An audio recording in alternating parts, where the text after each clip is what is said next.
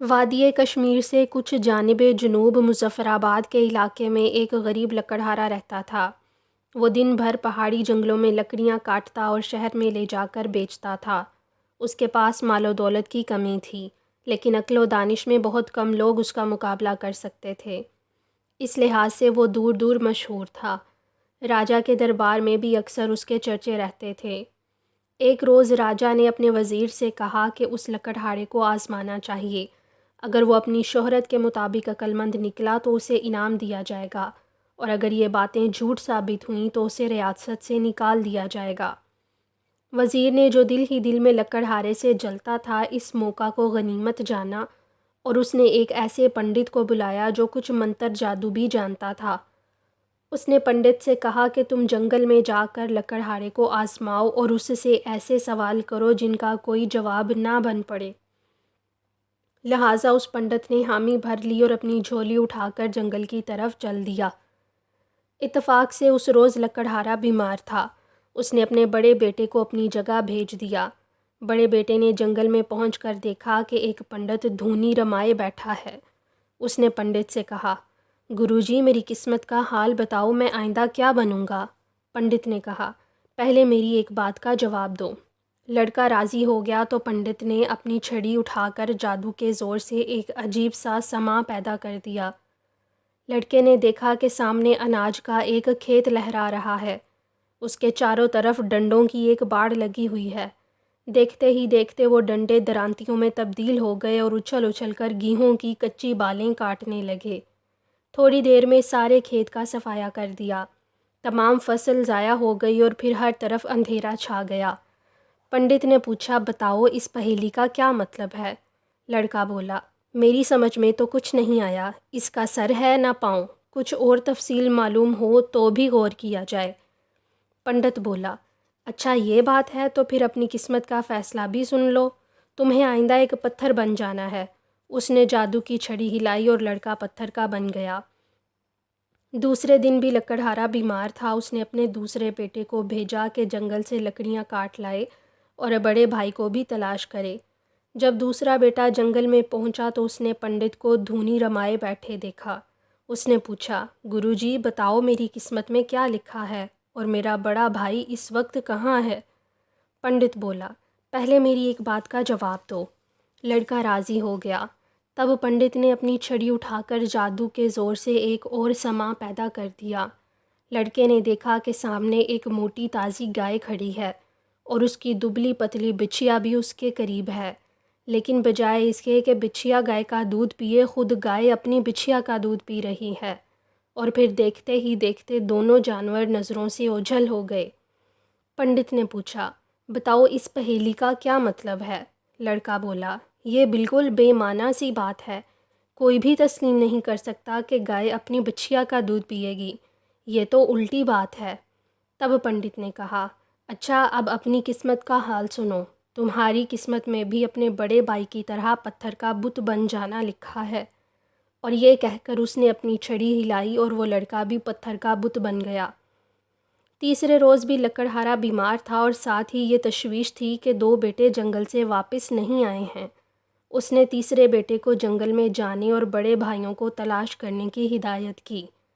جب تیسرا لڑکا جنگل میں پہنچا تو اس نے بھی پنڈت کو دھونی رمائے بیٹھے دیکھا۔ اس نے پوچھا، گروجی بتائیے میرے دو بھائی کہاں غائب ہو گئے، اور ممکن ہو تو یہ بھی بتائیے کہ میری قسمت میں کیا لکھا ہے؟ پنڈت بولا، پہلے میری ایک بات کا جواب دو۔ لڑکا راضی ہو گیا۔ تب پنڈت نے اپنی چھڑی اٹھائی اور جادو کے زور سے ایک اور سماں پیدا کر دیا۔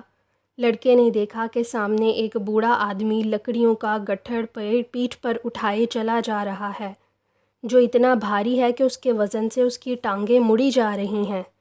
پھر بھی راستے میں اگر کوئی لکڑی گری پڑی نظر آتی ہے تو وہ اسے اٹھا کر گٹھڑ میں اڑس لیتا ہے، اور پھر دیکھتے ہی دیکھتے یہ سماں بھی نظروں سے اوجھل ہو گیا۔ پنڈت نے پوچھا، بھلا بتاؤ اس پہیلی کا کیا مطلب ہے؟ لڑکے نے کچھ دیر سوچا اور پھر کہا کہ یہ بات کچھ عجیب سی معلوم ہوتی ہے۔ میری سمجھ میں نہیں آتا کہ وہ بوڑھا ادھر ادھر گری ہوئی لکڑیاں کیوں اٹھاتا پھرتا ہے۔ تب پنڈت نے کہا، اچھا اب اپنی قسمت کا حال سنو۔ تمہاری تقدیر میں بھی اپنے 2 بھائیوں کی طرح پتھر کا بت بن جانا لکھا ہے۔ یہ کہہ کر اس نے جادو کی چھڑی ہلائی اور وہ لڑکا بھی پتھر کا بت بن گیا۔ چوتھے روز لکڑہارے نے اپنے سب سے چھوٹے بیٹے کو جنگل کی طرف بھیجا۔ اس کی بھی پنڈت سے وہی باتیں ہوئیں جو اس کے 3 بڑے بھائیوں سے ہوئی تھیں۔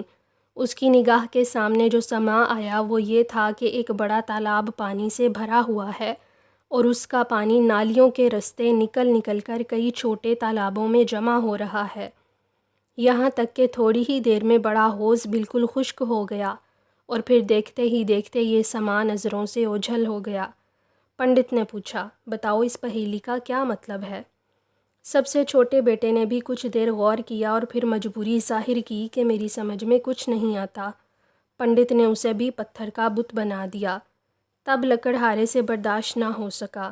5ویں دن وہ جنگل گیا۔ اس نے بھی پنڈت کو دھونی رمائے بیٹھے دیکھا، لیکن اس نے کوئی خاص توجہ اس طرف نہیں کی، بلکہ پتھر کے چاروں بتوں کو بہت غور سے دیکھتا رہا۔ کچھ دیر بعد خود پنڈت نے اسے مخاطب کیا، شاید تم معلوم کرنا چاہتے ہو کہ یہ بت کیسے ہیں اور کہاں سے آئے ہیں؟ لکڑہارے نے کہا، نہیں، میں خود محسوس کر رہا ہوں کہ یہ بت بظاہر پتھر کے ہیں، لیکن دراصل انسان ہیں۔ جادو کے زور سے ان کو تبدیل کر دیا گیا ہے۔ ان میں سے گوشت اور خون کی بو آ رہی ہے۔